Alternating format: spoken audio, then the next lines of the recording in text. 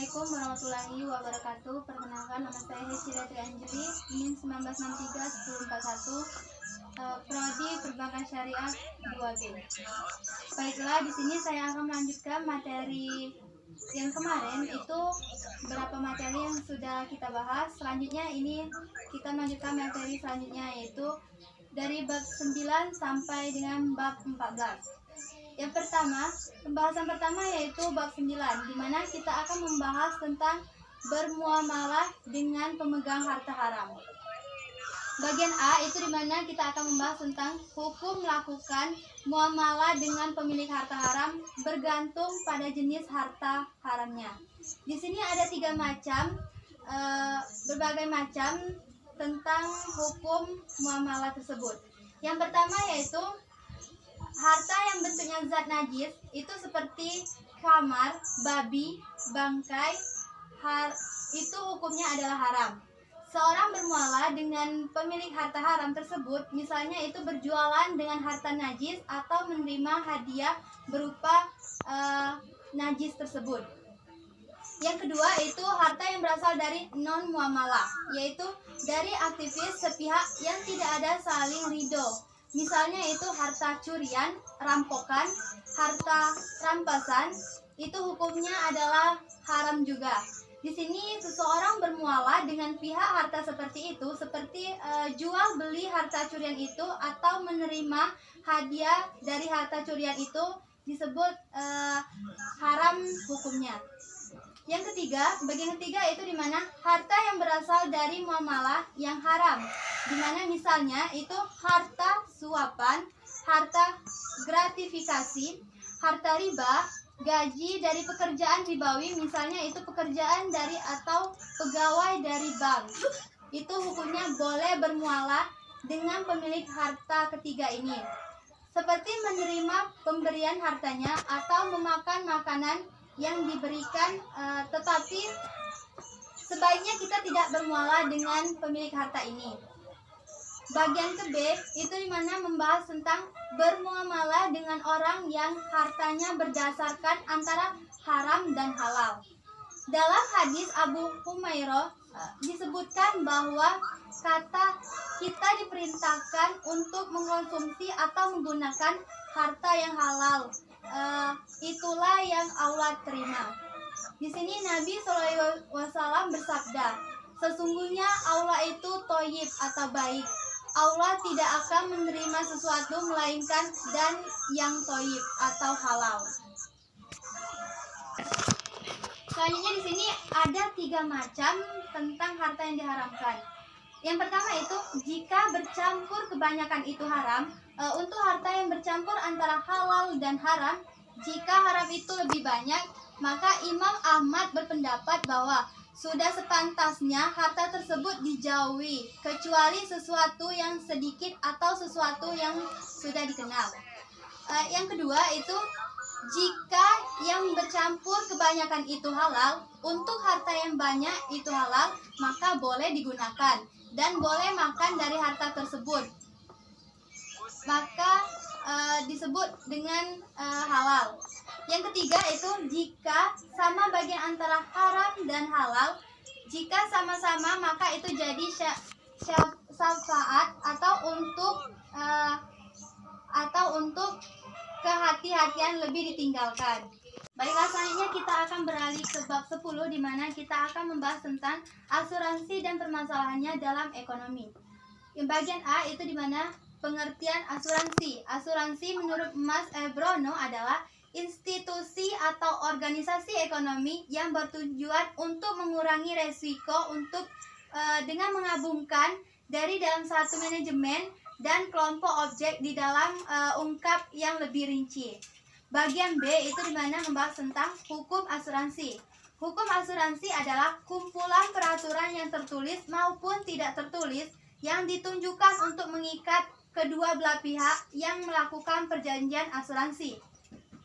Berdasarkan ketentuan yang tertulis dalam pasal 248 KUHP, dengan jelas dikatakan bahwa asuransi atau pertanggungan adalah sebuah perjanjian yang mengikat penanggung kepada tanggung dengan cara menerima sejumlah promi yang diproduksikan untuk menjamin pertahapan terhadap tanggungan sebagai adanya keinginan yang timbul. Sedangkan dalam Undang-Undang Nomor 2 Tahun 1992 tertinggal 11 Februari 1992 tentang usaha perkonsumsian atau Undang-Undang Asuransi. Asuransi atau pertanggungan adalah perjanjiannya terjadi antara dua belah pihak atau lebih. Bagian C itu dimana membahas tentang syarat asuransi. Di sini dalam hukum Islam jual beli harus memenuhi beberapa unsur dan syarat, yaitu seperti akad, penjual, pembeli, dan barang yang diperjualbelikan. Syarat jual beli dalam Islam harus ada karena dari kedua belah pihak tersebut objek jual beli bukan barang haram atau najis dan tidak mengandung riba. Berdasarkan syarat jual beli dalam Islam itu tidak ada sebagian yang berpendapat bahwa berasuransi adalah haram karena akad dan barang yang diperjualbelikan tidak jelas atau garar. Di sini manfaat asuransi dianggap mengandung unsur spekulasi atau khimar dan penetapan bunga atau riba dalam investasi asuransi tersebut. Selanjutnya kita beralih ke bab 11, itu menjelaskan tentang pemanfaatan barang gadaian. Di sini bagian A adalah pengertian dari gadai. Gadai berasal dari bahasa Arab dalam Al-Quran yang bertulis tetap atau al-taubat wa al-dawam. Artinya air yang dalam dan terdorong. Gadai mengharuskan adanya barang jaminan atau tanggungan untuk sebagai jaminan uang yang dapat diambil kembali setelah hutang itu dibayar. Bagian B itu syarat gadai. Di sini buat mengajukan jenis pinjaman yang satu ini, kamu hanya perlu mendatangi kantor pegadaian dengan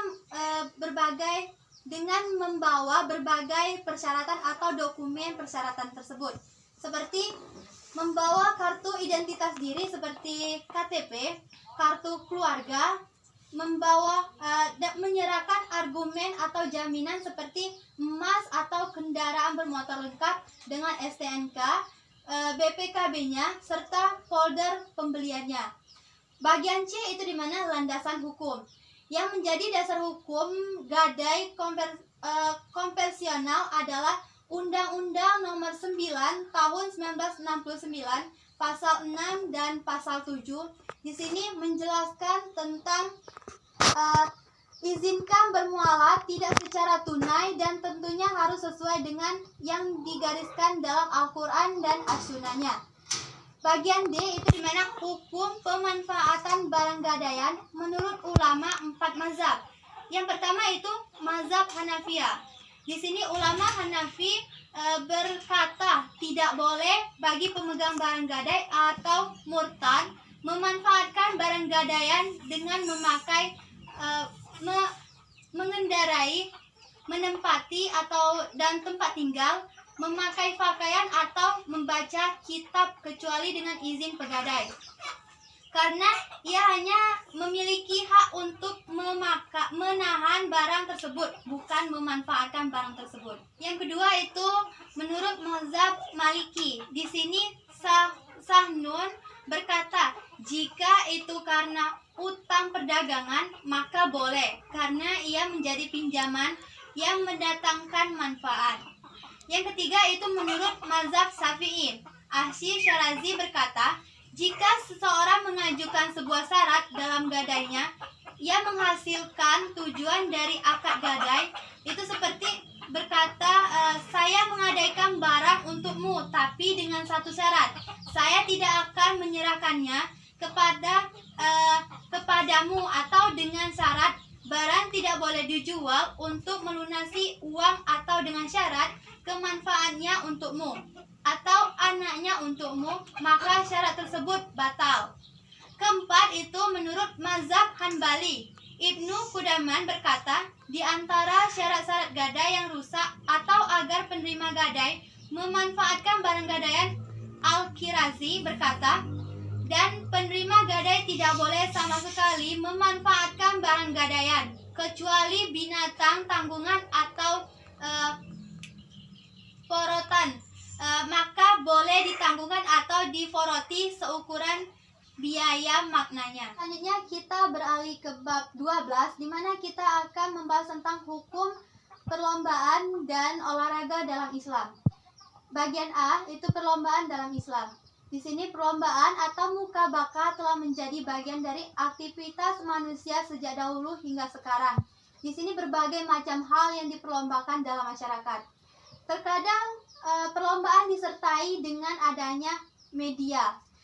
Di sini sekedar perlombaan yaitu bersaing dengan orang lain dalam suatu hal dan berusaha lebih yang lain. Tentu hukum lomba tersebut terdapat taruhan atau hadiah. Hukum halalnya boleh karena perlombaan merupakan perkara muamalah. Bagian B itu olahraga yang diperbolehkan dan tidak. Pada dasarnya ajaran Islam segala macam bentuk permainan dan olahraga diperbolehkan dan dibenarkan. Rasulullah SAW bersabda pun memberikan banyak kekuasaan atau keluasan kepada para sahabat dan umatnya untuk melatih membangun kekuatan fisik. Berbagai latihan tersebut juga mengandung banyak manfaat. Di sini bagi kesehatan tubuh disertainya. Yang pertama itu jalan cepat, lari, gulat, memanah, paku kuda, dan berenang.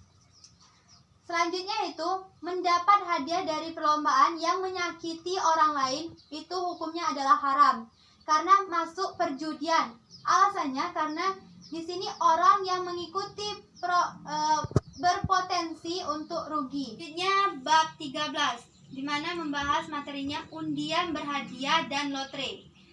Bagian A, pengertian undian. Undian adalah tiap-tiap kesempatan yang diadakan oleh suatu badan untuk mereka yang setelah memenuhi syarat-syarat tertentu dan dapat diikuti serta memperoleh hadiah berupa uang atau benda yang akan diberikan kepada pemenang atau peserta yang ditunjuk sebagai pemenang tersebut dari jalan undi atau dengan cara lain menentukan untungnya. Bagian B itu dimana bentuk lotre dan hukumnya. Apa lotre itu judi? Jadi di sini unsur terpenting adalah adanya taruhan, di mana dalam taruhan mengandung unsur spekulatif atau undangan dan mengakibatkan ada pihak yang dirugikan. Di sini Yusuf Kadawi mengatakan bahwa setiap permainan di dalamnya ada taruhan dan terlepas dari utang rugi bagi para pemenangnya, maka hal itu judi atau haram hukumnya. Jadi di sini lotre atau undian hukumnya adalah haram. Materi terakhir itu bab 14 membahas tentang perantara muamalah atau samsara dalam jual beli di era digital. Bagian A itu pengertian dari samsara. Samsara atau simsar adalah perantara perdagangan atau orang yang menjualkan barang atau mencarikan pembeli, atau perantara antara penjual atau pembeli untuk memudahkan jual beli tersebut. Di sini menurut Sabik, perantara atau simsar adalah orang yang menjadi perantara antara pihak penjual dan pembeli guna melancarkan transaksi jual beli. Dengan adanya perantara, maka pihak penjual dan pembeli akan lebih mudah bertransaksi, baik transaksi berbentuk jasa maupun mudah bertransaksi berbentuk barang. Di sini menurut Hamzah Yakub, samsara adalah perdagangan perantara yang berfungsi menjualkan barang orang lain dengan mengambil upah tanpa mengandung resiko. Bagian B itu fungsi dari samsara. Samsara atau makalar menegakkan antara penjual dan pembeli atau pemilik barang dengan pembeli untuk melancarkan transaksi dengan imbalan upah atau ujroh, bonus atau komisi atau siala. Bagian C itu dimana syarat dan dasar hukumnya. Di sini syarat samsara, syarat-syarat umum tersebut transaksi dapat ditetapkan pada Al-Quran, Al-Akidani atau penjual dan pembeli. Dan Al-Sikdat, sedangkan seorang makalar hanya dibebankan syarat Al-Tahyiz tanpa Al-Akid wal baluk seperti yang disyaratkan pada Al-Akadani, sebab seorang maklar hanya sebagai pencegah atau penengah dan tidak bertanggung jawab atas transaksi. Secara umum, hukum samsara adalah boleh diperbolehkan dalam Islam. Merujuk pada kegiatan ini sudah menjadi aktivitas yang sering dilakukan oleh sahabat dan tidak mendapatkan pelanggaran. Bagian D di mana dropshipper. Di sini dropshipper adalah sebuah teknis pemasaran di mana penjual tidak menyimpang stok barang, dan di mana jika penjual mendapatkan stok barang dan di mana penjual mendapatkan order, penjual tersebut langsung meneruskan order dan detail pengiriman barang ke distributor atau supplier atau produser. Bagian E di mana reseller adalah orang menjual kembali produk dari pihak supplier kepada konsumen. Reseller ini bukanlah kegiatan dari supplier untuk menjadi seorang reseller. Kamu harus mengeluarkan modal sendiri dan memberi produk langsung kepada supplier tersebut. Bagian F itu dimana hukum jual beli barang bajakan. Jual beli barang atau bajakan, apa hukumnya dalam Islam? Di sini Ustadz Ahmad Ali, pengurus lembaga dakwah PBNU, menjelaskan bahwa jual beli produk KW yang telah memenuhi syarat dan rukunnya adalah sah, tetapi haram dan berdosa karena bisa menimbulkan kerugian pihak lain, yaitu penjual atau produsen barang yang aslinya. Sebab tidak ada izin atau toleransi dari produsen asli jual beli produk KW. Demikian termasuk ke dalam jenis jual beli yang dilarang oleh peraturan. Secara garis besar diantaranya yaitu berapa macam. Yang pertama itu jual beli yang dilarang syarak karena sebab internal, yaitu ada larangannya syarat terhadap jual beli tersebut. Misalnya itu jual beli karena mengandung riba dan jual beli mengandung tipuan atau garal, merupakan jenis jual beli yang rusak.